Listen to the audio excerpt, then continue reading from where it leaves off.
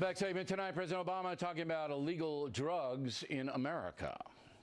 I think there is no doubt that our criminal justice system generally is so heavily skewed towards cracking down on nonviolent drug offenders that it has not just had a terrible effect on many communities, particularly communities of color, rendering a lot of folks unemployable because they got felony records, disproportionate prison sentences.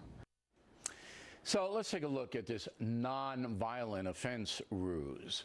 Selling heroin, methamphetamine, cocaine is not a non-violent action.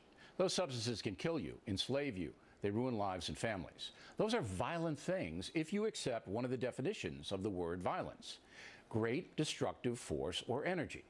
A storm can be violent. So once again, President Obama does not understand why so many American drug dealers are incarcerated.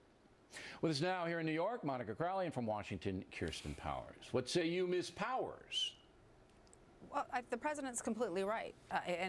We do have too many nonviolent drug offenders. I disagree with you that it is an inherently violent act so for to you, either consume a heroin dealer is not committing a violent offense when he sells the powder. They're not, and also you have to remember also the offenders are not just people who are selling them; they're also the consumers of them. So someone can be in jail or prison for either of those things. But wouldn't you concede that, and it really doesn't matter whether they're the consumers or not, because if you're a consumer of a drug, addicted to a drug, and you go out and hit Kirsten Powers over the head with a pipe to take her wallet, okay, they don't care whether you're a drug addict or not. You're committing a violent act toward Kirsten Powers. But I'm kind of stunned that you don't understand the damage that selling these substances do to fellow human beings. I really am.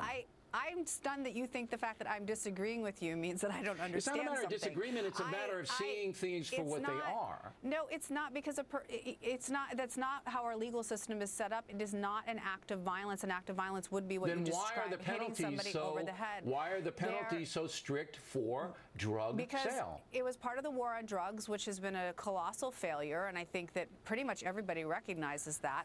So what would you give a heroin dealer who was selling in the community, in poor communities, devastating families, and they were caught? What sentence would you give them? I would, well, first of all, I don't think you would give them? I just disagree with this idea that you are blaming that person for causing the devastation. Absolutely, they're selling it. If nobody sold it, there wouldn't be the devastation. People are buying it, too. So what? So it's not. So are people not responsible for what they're doing? That's a whole different ballgame. Yeah, if you traffic and profit in it, you are responsible.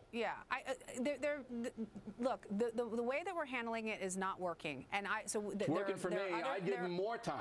All right, let's get over to you. I'm sure you see it differently.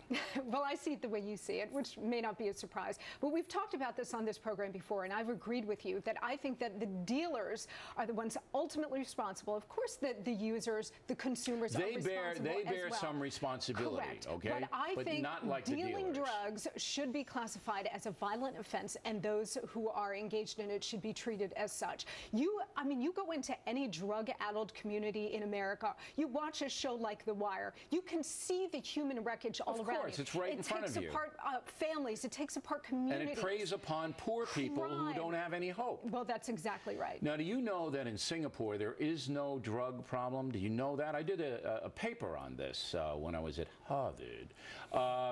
There is no drug problem. And why is there no drug problem? Because the penalties are so severe. That's right. So severe that nobody would dare do it. That's exactly right. And look, Kirsten is right to some extent that the war on drugs has not been a success in this country. But I think the movement now to legalize drugs like marijuana state by state is to throw up your hands and say, well, because what we're doing now is not working, let's just give up. And I think as a moral proposition, we should not do that. You know, I went to Zurich, Switzerland a few years ago when they legalized heroin there. And their place was overrun. And they had to stop it. They actually had to stop the craziness of letting people shoot up in the parks and stumble over children and all of that. It was so disgraceful what happened to a beautiful city. And I just think that you're seeing this the wrong way. But, that's why we have you on a program. We need to have, some people for me to correct.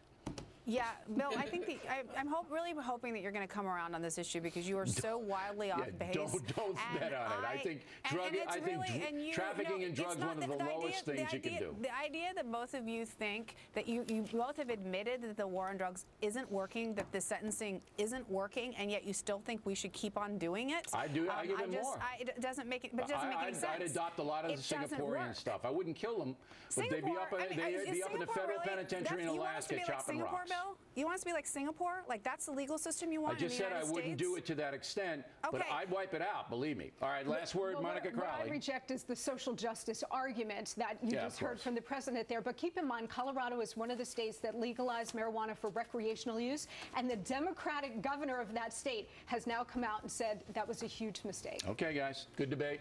Plenty more Heads of Factor moves along this evening.